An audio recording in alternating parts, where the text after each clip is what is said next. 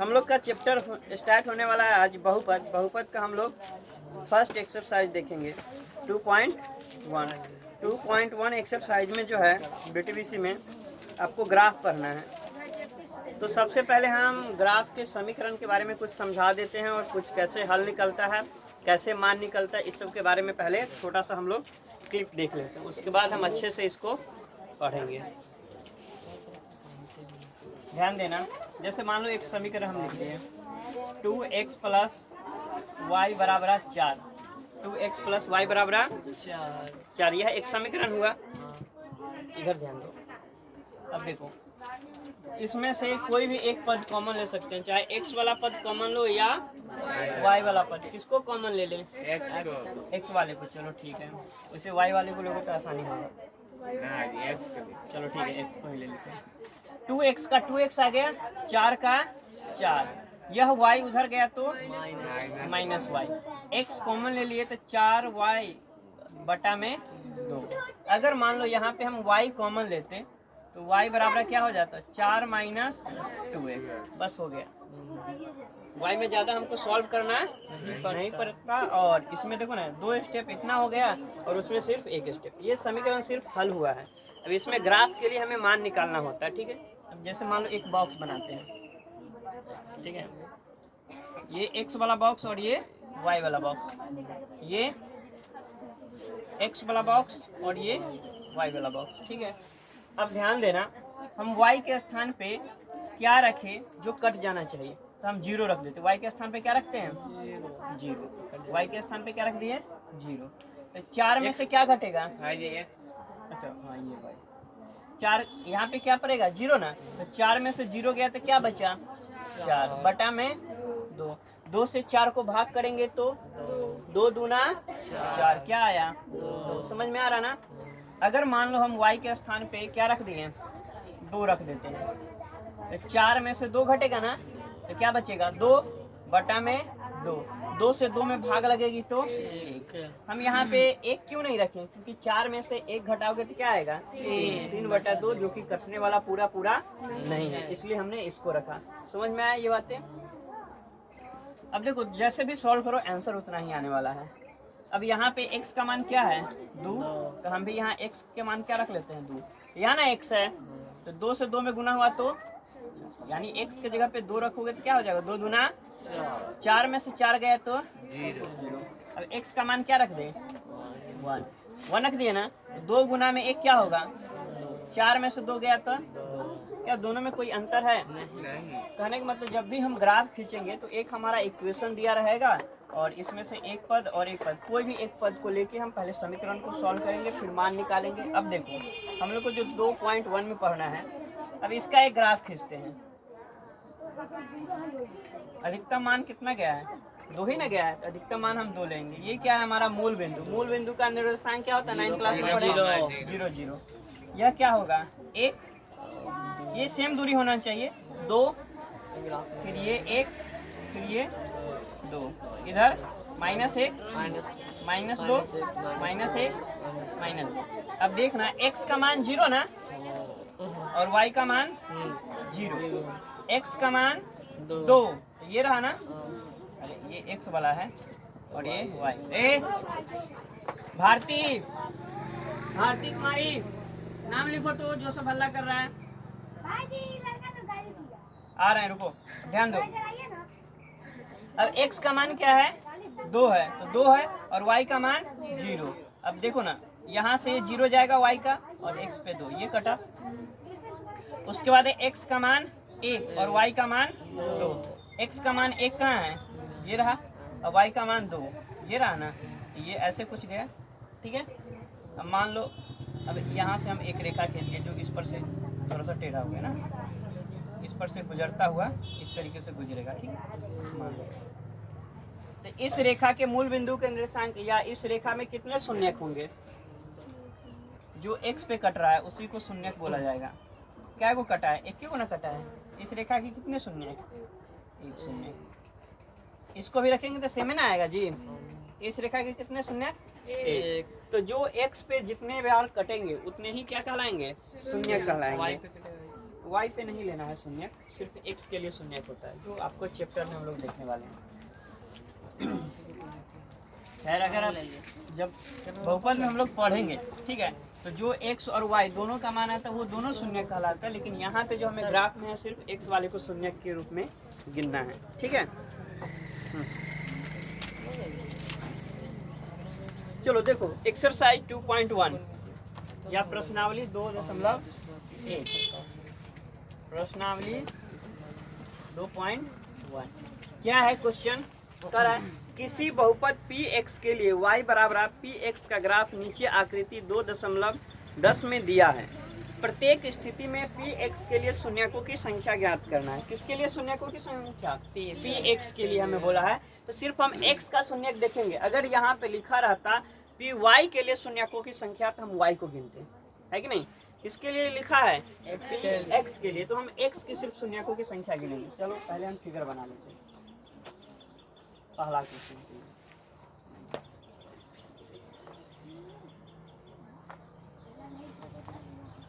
ऊपर वाला y होता ना, और ये जो x, देशांतर y और अक्षांश x, मान लो ज्योग्राफी के हिसाब से। पहला फिगर, दूसरा फिगर,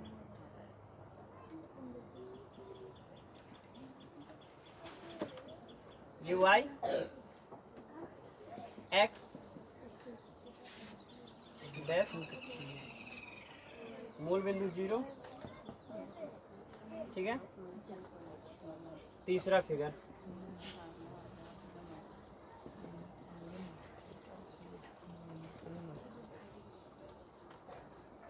x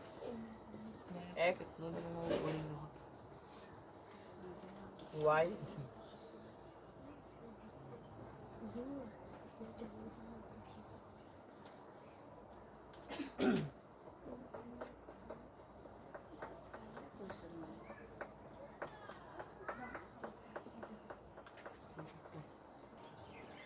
अब देखो प्रत्येक ग्राफ में हमें बोला है क्या निकालने के लिए? शून्यकों की संख्या ज्ञात करने के लिए। अब ध्यान देना, पहला ग्राफ, पहला में कहीं x पे कटा है ये रेखाएं? नहीं। इसके शून्यकों की संख्या क्या होगा? ये शून्य, ठीक है। अब देखो ना, ये वाला रेखा इस तरीके से गुजरा है और एक बार x को काटा, यहाँ पे काटा ना जी, तो इसके शून्यकों की संख्या 1, ठीक है। और इस बार यहाँ से गया, एक बार काटा, फिर 2 बार काटा, फिर 3 बार काटा है, इसके शून्यकों की संख्या 3, ठीक है। अब देखो ना, इसको शून्यकों की संख्या 1 और 1 2। अब देखो ना, 1 2 3 4, इसके शून्यकों की संख्या 4। फिर से 1, यहाँ पे 1 के बार काटा है, सिर्फ टच करके निकला है, 1 और 1 2 और 1 3, इसके शून्यकों की संख्या 3।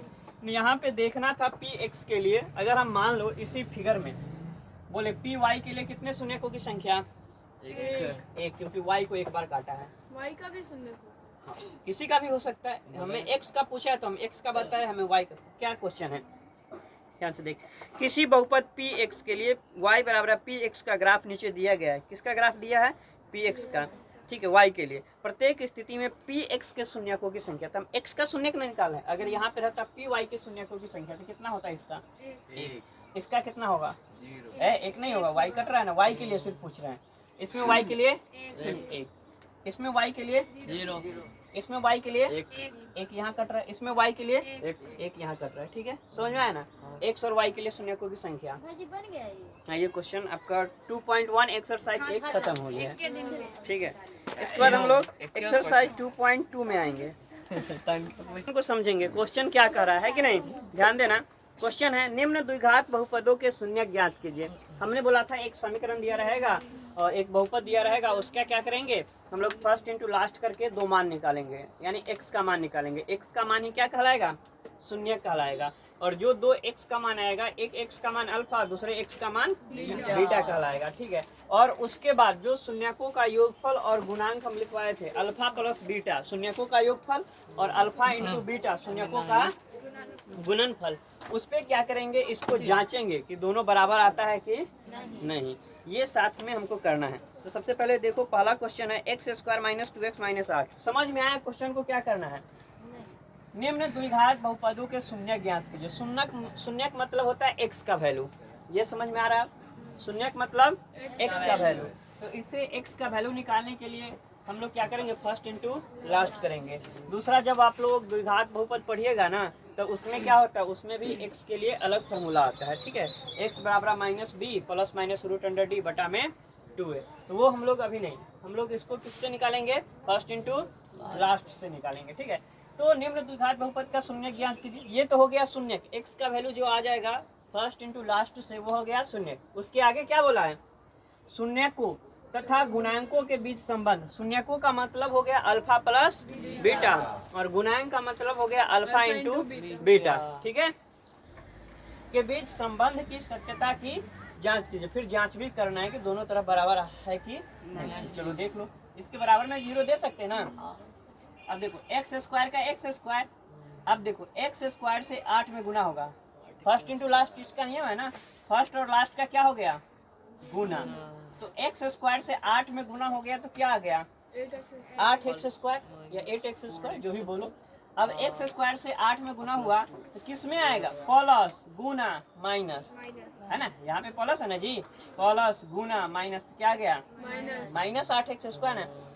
अब माइनस 8x स्क्वायर को ऐसे दो बराबर भागों में बांटेंगे जो गुना करने पर हमें क्या आना चाहिए, माइनस 8x स्क्वायर, और जोड़ने घटाने पर माइनस 2x के बराबर आना चाहिए। यह नियम है फर्स्ट इंटू लास्ट का नियम। फिर से सुनो, पहले वाले और लास्ट वाले का गुना, तो हमने प्लस गुने माइनस किया तो माइनस, अब एक्स स्क्वायर से 8 में गुना हुआ तो 8x स्क्वायर, ये आ गया, गुना कर दिए। उसके बाद यह नियम है, ध्यान देना, पहला तो लिख ही देना।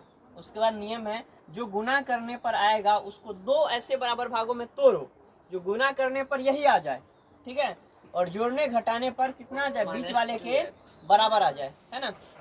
अब चलो इसका क्या खंड निकलेगा, देखो जो plus 4x plus 2x plus 4x plus 4x plus 2x minus 4x plus 2x plus 2x minus 4x। अब देखो 2x में से 4x घटेगा तो क्या आ गया, माइनस 2x, और 2x और 4x का गुना करोगे, प्लस 2x और गुना में माइनस 4x, तो प्लस गुना में माइनस क्या आ गया, माइनस 4 गुना में 8, x से x में गुना हुआ एक्स स्क्वायर। यानी कि ये बात समझ में आ गई कैसे बीच वाला खंड लिखते हैं, समझे। अरे गुना करने पर माइनस 8x स्क्वायर आया और जोड़ने घटाने पर कितना 2x नहीं आ जाएगा, 2x में से 4x घटेगा तो माइनस 2x, इस दोनों का गुना इस दोनों के गुना के बराबर आ रहा है ना। चलो अब आगे देखते, बराबर 0 का 0। अब देखो इस x में क्या कॉमन ले जाए, इसमें भाग आसानी से लग जाए, तो हम x कॉमन ले सकते हैं। x कॉमन ले लिए तो क्या बच गया, एक्स स्क्वायर, क्योंकि एक्स स्क्वायर मतलब दो एक्स है, इसमें गुना एक्स स्क्वायर का मतलब होता है x गुना में x, यही ना। तो एक्स स्क्वायर को हमने लिख लिया x, कोष्ट का मतलब गुना ना x, ठीक है भाई जी 8 छोड़ दिए, माइनस 8 छोड़ दिया, माइनस 8 बराबर। अच्छा आगे पता चल ही जाता है, ठीक है। तो यहाँ पे एक्स स्क्वायर का हम क्या किए, दो बराबर भागों में बांट दिए। अब एक्स स्क्वायर से जब इसमें भाग करेंगे, वैसे भी एक्स, अगर मान लो एक्स स्क्वायर में एक्स कॉमन लिए ना, जो कॉमन लेते उससे भाग भी होता है, तो एक्स स्क्वायर से इसमें भाग करोगे तो एगो एक्स कट के एगो एक्स आवे करेगा ना, या इसको समझ लो दो बराबर भागों में बांट दिए, ठीक है। फिर एक्स से इसमें भाग करेंगे ना, तो एक्स से एक्स कट गया ना, क्या बचा, 2 माइनस का। अब इसमें क्या कॉमन ले, जो 8 में भाग लग जाएगा, x कॉमन लग होता, क्या 8 में भाग लगेगी, किससे भाग लग जाएगी, 4 से, 4 कॉमन। अब देखो ना, यह जो x प्लस 2 आया है ना, तो सेम तुम्हें यहाँ भी कोष्ट में आना चाहिए, तो कोष्ट में क्या आ जाएगा, x आ गया ना x। यहाँ पे हमने माइनस 4 कॉमन ले लिया तो कोष्ट में क्या आ गया, x। या ऐसा समझो इसमें से माइनस 4 कॉमन ले लिए, जो कॉमन लेते उससे दोनों में भाग होता है, तो माइनस 4 से में भाग हुआ, ठीक है, तो माइनस से माइनस प्लस हो गया, और 4 से 4 कट गया, x का x। माइनस 4 से माइनस 8 में भाग होगा ना, तो माइनस माइनस प्लस हो जाएगा, और 4 दूना में 8 बराबर 0। जब भी आप गुणनखंड बनाओ फर्स्ट इंटू लास्ट करो, तो ऐसा वाला जो कोष्ट आएगा ना, हमेशा बराबर आना चाहिए, चिन्ह भी बराबर आना चाहिए, अंक भी बराबर आना चाहिए। अगर नहीं आ रहा है इसका मतलब आपका जो गुणनखंड है वह गलत है, कहीं ना कहीं आप गलत बनाए। अब देखो ना, यह जो x है सो x, और यह जो माइनस 4 है x माइनस 4, इस दोनों में से एक लिखाता है, तो x प्लस 2 बराबर 0। अब लिखेंगे जब x माइनस 4 बराबर 0, x माइनस 4 बराबर 0। तो x बराबर क्या होगा 4, ठीक है। यानी -4 है बराबर की इधर उधर गया तो +4। तो ये हमारा अल्फा हो गया 4, समझ में है ना। या ऐसे भी अल्फा लिख ले, ये वाला अल्फा 4। जब या बीटा भी लिख सकते हो, ऐसा कुछ नहीं जो है इसके अल्फा ही लिखेंगे, एक बीटा लिख लो उसको अल्फा कर देना, ठीक है कोई। हाँ, अब x प्लस 2 बराबर में 0। तो x बराबर क्या होगा, +2 उधर गया तो -2, ये बीटा हो गया बराबर -2। हमने बोला जो x का मान आएगा एक अल्फा कहलाएगा और एक बीटा कहलाएगा। उसके बाद आपको क्या करना है, शून्यकों और गुणांकों के बीच संबंध। हमने यहाँ तक सॉल्व कर लिया, शून्यक ज्ञात करें, शून्यक निकल गया है, ठीक है यहीं पे। अब ये जो आगे है शून्यकों और गुणांकों के बीच संबंध, उसको हम लोग सॉल्व करने वाले हैं। तो देखो ना, यहाँ पे अल्फा बीटा पता हो गया ना। अब इसमें अगर बात करें a का मान कितना दिया इस समीकरण में, हमने समझाया था ना, ax² plus bx plus c बराबर 0। तो मतलब कि यहाँ पे जो समीकरण तुमको दिया है x² माइनस 2x माइनस 8 बराबर 0। तो देखो ना यहाँ पे क्या छुपा हुआ है, 1, मतलब a का मान 1। अब देखो ना b के मान -2 और c का मान -8। ये बात समझ में आ रही है।